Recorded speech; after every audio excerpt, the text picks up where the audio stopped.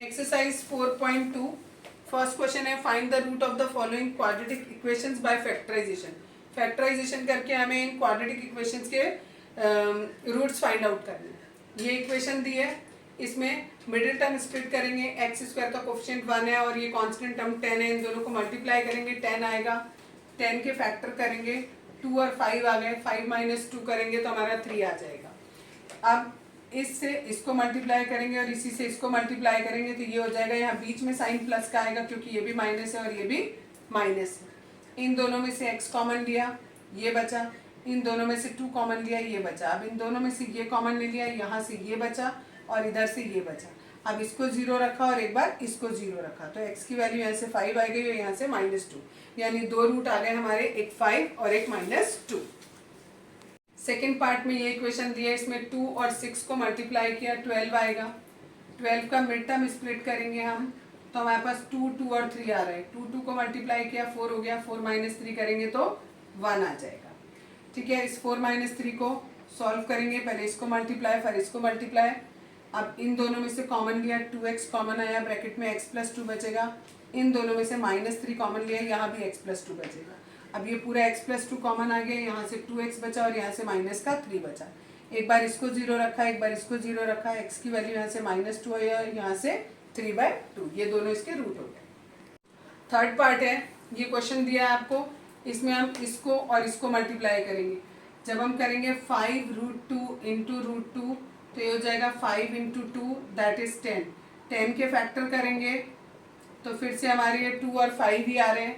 2 और 5 देखो 7 चाहिए तो 5 प्लस 2 कर दिया हमने। नेक्स्ट स्टेप में हमने ये ब्रैकेट ओपन किया, एक बार 5 को x से किया, एक बार 2 को x से किया। ठीक है, अब इन दोनों में से हमें कॉमन ले रहा है, इनमें से हमारे पास केवल x के अलावा और कुछ भी कॉमन नहीं आ रहा है। यहाँ पर √2x बचा और यहाँ पे 5 बचा। अब यहाँ वाले में बहुत ध्यान से देखो कॉमन कैसे लेते हैं। यहाँ 2 लिखा है और यहाँ √2 लिखा है, एक 2 को मैं √2 इंटू √2 लिख सकती हूँ 2 बार। अब इसमें से ये √2 देखो इधर और इधर दोनों में कॉमन आ रहा है, इसको बाहर ले लिया। यहाँ वाले में एक √2 बचा और एक x बच गया और यहाँ वाले में 5 बच गया। अब इन दोनों में ये कॉमन आ गया, यहाँ से x बच गया, यहाँ से √2 बच गया। दोनों को अलग अलग इक्वल टू 0 को किया, यहाँ पर x की वैल्यू -5/√2 और यहाँ आ गई -√2। हाँ, फोर्थ पार्ट है, ये दिया है हमें क्वेश्चन। सबसे पहले हम इसका एलसीएम लेंगे। एलसीएम लेके इस 8 को मैं क्रॉस मल्टीप्लाई करूंगी 0 से तो सब कुछ 0 हो जाएगा, यानी नीचे का 8 गायब हो गया। अब नॉर्मल क्वेश्चन बन गया हमारा, ये 16 और ये 1 इन्हें मल्टीप्लाई करेंगे। इनके फैक्टर जब हम करेंगे तो हमारे पास 2 आएगा 4 बार। इन 2 को और इन 2 को मल्टीप्लाई करेंगे एक साथ, ये 4 आया और ये भी 4, 4 प्लस 4 ले लेंगे, इस x से मल्टीप्लाई करेंगे इन्हें। ठीक है, यहाँ पर माइनस है तो दोनों माइनस के हो जाएंगे। इन दोनों में से 4x कॉमन आएगा तो यहाँ से 4x -1 बचेगा। इन दोनों में कुछ भी कॉमन नहीं है तो खाली 1 बाहर लिख लेंगे और वो भी माइनस का, तो 4x -1 हो जाएगा। अब इन दोनों में 4x -1 कॉमन आ गया, यहाँ से बचा 4x और यहाँ से बचा -1। अब इन्हें दोनों को इक्वल टू 0 के रखेंगे तो x की वैल्यू आ जाएगी 1/4 और यहाँ भी 1/4। फिफ्थ पार्ट है, ये क्वेश्चन दिया है 100 और 1 को मल्टीप्लाई करेंगे 100 आएगा। प्राइम फैक्टर करेंगे तो इसमें हम 10 + 10 ले लेंगे। देखो दोनों को ऐड करेंगे तो 20 और 10 × 10 इज 100। अब इसको ब्रैकेट को ओपन करेंगे, पहले इसको इससे मल्टीप्लाई फिर इसको इससे। बाहर माइनस है तो दोनों माइनस के हो जाएंगे। इन दोनों में से कॉमन लेंगे, 10x कॉमन आएगा, बचेगा 10x और यहाँ से बचेगा -1। इन दोनों में से -1 कॉमन लिया तो यहाँ 10x और यहाँ -1। ध्यान रखना है इस वाले केस में जब हम ये माइनस बाहर कॉमन ले रहे हैं, यहाँ प्लस है और यहाँ हमने अंदर माइनस लिखा है, एक प्लस का मतलब होता है 2 माइनस। एक माइनस हमने बाहर ले लिया, एक माइनस अंदर रह गया। आगे अब देखो इन दोनों में से ये पूरा कॉमन आ गया, यहाँ से 10x बचा जो यहाँ लिखा, -1 बचा वो यहाँ लिखा। अब दोनों को अलग अलग इक्वल किया 0 के, यहाँ से x की वैल्यू आ गई 1/10 और यहाँ से भी x की value 1/10। Next question number 2, solve the problems given in example 1। Example 1 में जो भी हमें प्रॉब्लम्स दी हैं उनकी इक्वेशंस हमने उसमें एग्जाम्पल में बना ली थी, अब हमें केवल इनको सिंप्लीफाई करना है। ये वाली है, इसमें 1 को और 324 को मल्टीप्लाई करेंगे, 324 आएगा। इसके प्राइम फैक्टर करेंगे और प्राइम फैक्टर करने के बाद हमारे पास जो भी नंबर्स आएंगे उनके हम ये 2 ग्रुप बनाएंगे, 36 + 9। तो इन दोनों को प्लस करेंगे तो 45 और मल्टीप्लाई करेंगे तो 324। ब्रैकेट को ओपन करेंगे एक बार इसको इससे मल्टीप्लाई, एक बार इसको इससे, बाहर माइनस है तो दोनों माइनस हो जाएंगे, प्लस ये एज इट इज, इन दोनों में से x कॉमन, यहाँ से x बचेगा, यहाँ से 36, इन दोनों में से माइनस का 9 कॉमन, यहाँ से x बचेगा और यहाँ से 36, वो भी किसका, माइनस का, फिर से वही आ रहा है, प्लस है, एक प्लस का मतलब दो माइनस, माइनस बाहर ले लिया तो एक माइनस अंदर रह गया। अब इन दोनों में से ये कॉमन आ रहा है, यहाँ से x बचा है, यहाँ से 9, दोनों को अलग अलग जीरो के इक्वल रखा तो यहाँ से x की वैल्यू 36 और यहाँ से वैल्यू आई 9। सेकंड वाला जो एग्जाम्पल दिया हुआ है बुक में, एग्जाम्पल 1 का ही सेकंड पार्ट, उसमें ये इक्वेशन बनी है। ऐसे ही 750 के हमने प्राइम फैक्टर किए और जो भी उसके फैक्टर्स आए उनको हमने दो ग्रुप में डिवाइड किया, 30 + 25। इसे भी ऐसे ही करेंगे, मल्टीप्लाई करेंगे, पहले बाहर माइनस है तो दोनों माइनस हो गए। अब इन दोनों में से x कॉमन आया, यहाँ से x बचा, यहाँ से 30, इन दोनों में से माइनस का 25 कॉमन आया और फिर से यहाँ प्लस दिया है तो प्लस का मतलब दो माइनस, एक माइनस यहाँ और एक माइनस यहाँ आ जाएगा। अब इन दोनों में से ये x - 30 कॉमन आ गया, यहाँ से x बचा, यहाँ से 25, दोनों को अलग अलग जीरो के इक्वल रखेंगे तो पहले से हमें 30 मिलेगी x की वैल्यू और दूसरे से 25। Question number 3, find two numbers whose sum is 27। दो नंबर हमने माने x और y, उनका सम हो गया 27, तो हमने y की वैल्यू निकाली in the form of x को मैं उधर ले गई तो बन गया 27 - x। दूसरी इक्वेशन क्या बोली है उन्होंने, एंड प्रोडक्ट इज 182, यानी दो नंबर का प्रोडक्ट है 182। x तो मैंने ऐसे ही रहने दिया, y की जगह ये वैल्यू सब्स्टिट्यूट कर दी, सब्स्टिट्यूशन फॉर्म लगाया।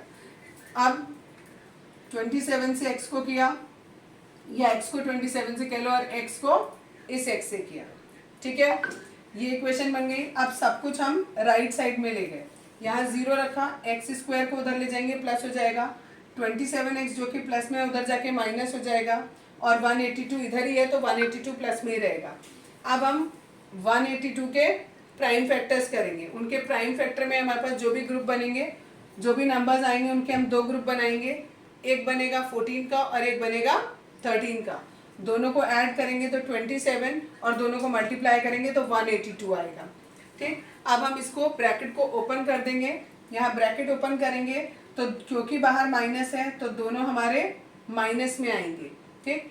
इन दोनों में से x कॉमन लिया, यहाँ से x बचा, यहाँ से 14, यहाँ से 13 कॉमन लेंगे, वो भी माइनस का जब कॉमन लेते हैं और आगे प्लस है तो अभी बताया दो बार माइनस मानो, एक बार बाहर आ गया, एक बार ये माइनस अंदर रह गया।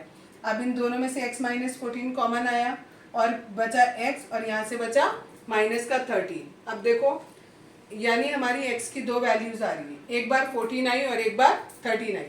अगर x की वैल्यू 14 मानते हैं तो y की वैल्यू हमारी 13 आएगी और अगर x की वैल्यू 13 मानते हैं तो y की वैल्यू 14 आएगी, यानी हमारे आंसर 13 और 14, ये दो कंसेक्यूटिव नंबर उन्होंने पूछे हैं तो नंबर आर 13 एंड 14।